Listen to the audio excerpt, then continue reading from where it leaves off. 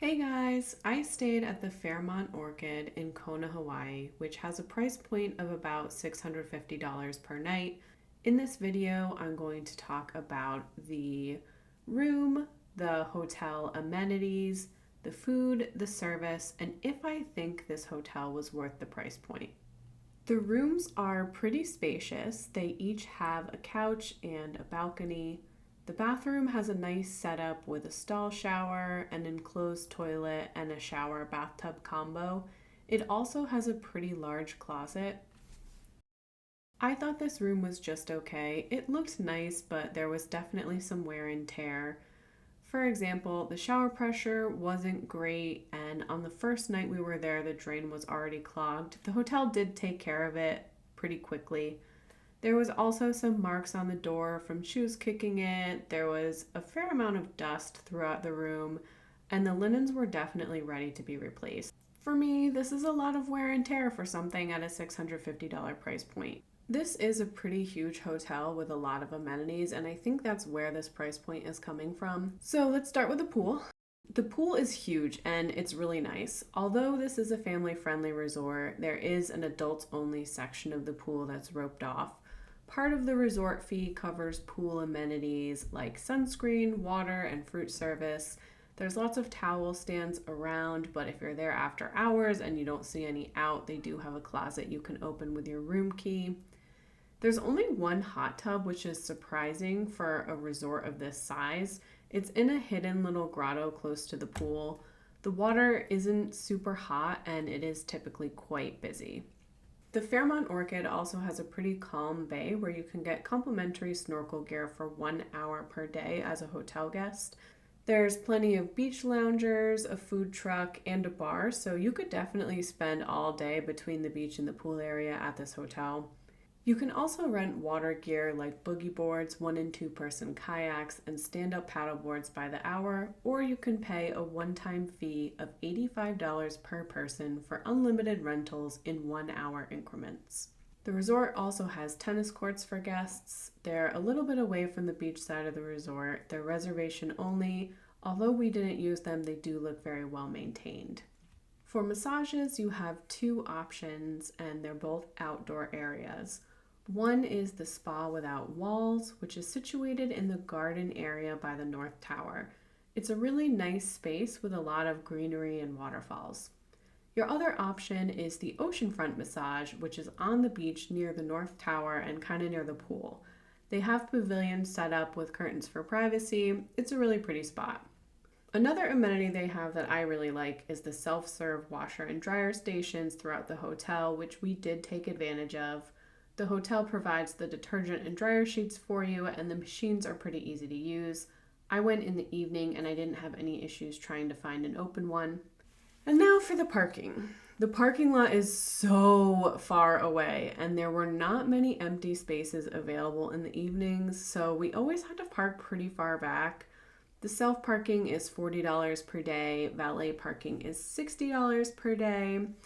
When we had originally booked our package, we were supposed to get free parking as a part of it, but when we checked in, the front desk said that they didn't have any record of free parking for our reservation. They did tell us that if we could provide proof that we had parking included, then they would waive the fee, which they did do. This hotel is definitely more geared towards families, although I did see a good mix of couples versus full families. There's a lot of really nice shared spaces outdoors where you can just sit down and hang out, especially by the pool and the bay. I think maintaining the grounds is where the $650 price point is coming from, and the outdoor spaces are very well maintained and very beautiful. All right, so now let's talk about the food. We'll start with the breakfast buffet, which is $50 for adults and $25 for kids 12 and under. We did have breakfast with tip included as part of our package through Costco. We noticed that the breakfast selection was a lot better the earlier you go because they will run out of the popular dishes. The made-to-order egg station was really good. Toast and cereal station was pretty standard. The pastry station was not great. On one day there were some flies on the food because they didn't have those little fans going. Another day I got a croissant that had paper baked into it. Fruit selection was pretty good, charcuterie was okay, and the traditional offerings are pretty standard: egg, sausage, bacon, potatoes, rice, fish, that sort of stuff. These are the dishes that would vary every day. Coffee I thought was just okay, a little bit sour for my taste. Overall, the made to order egg station was really good, but the rest of the food was just okay.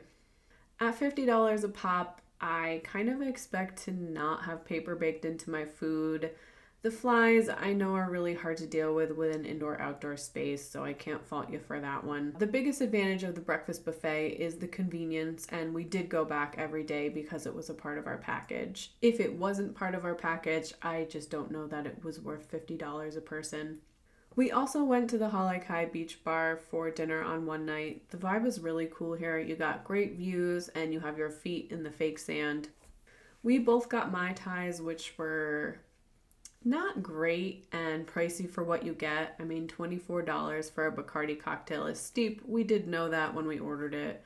I got a poke bowl for dinner, which I thought, again, it was just okay. A little heavy on the mayo, but it was a large portion size with good quality tuna. My husband got the burger, which was not good. The meat was burnt and it also wasn't super high quality. Our dinner ended up being close to $110 before tip, and I just don't think it was worth the price. So we ended up getting our lunch and dinners off campus for the rest of the trip. So the service at this hotel was pretty standard. The check-in was easy. We arrived during normal check-in time. Our room was ready with no issues. We also didn't have any issues as far as getting housekeeping to come or with any of the staff. It was pretty standard, but also there wasn't anything special about the service at this hotel.